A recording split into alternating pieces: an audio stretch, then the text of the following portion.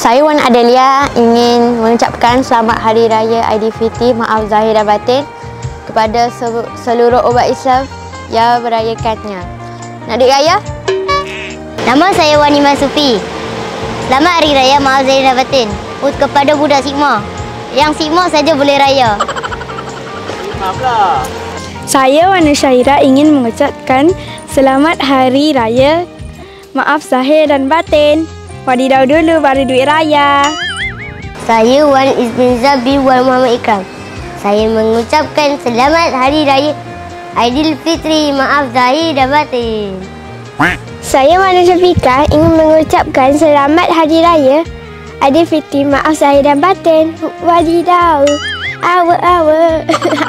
Nama saya Wan Nur Harisa. Saya ingin mengucapkan selamat Hari Raya Aidilfitri, maaf zahir dan batin. Mana duit raya?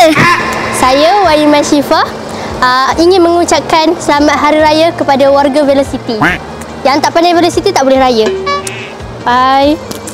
Okay, Assalamualaikum warahmatullahi wabarakatuh. Nama saya Wan Muhammad Hakim bin Wan Muhammad Hilman ingin mengucapkan selamat Hari Raya, maaf zahir dan batin buat semua umat Islam, sama ada lelaki ke perempuan ke. Saya ingin meminta maaf.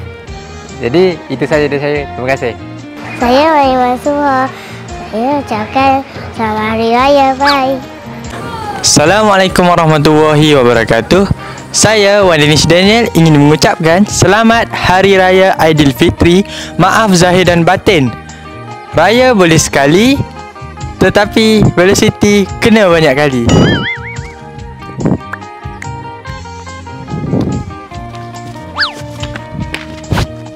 Assalamualaikum, saya Wan Damia ingin mengucapkan selamat Hari Raya, maaf zahir dan batin. 10 jari saya susun memohon ampun kepada semua orang. Bye-bye.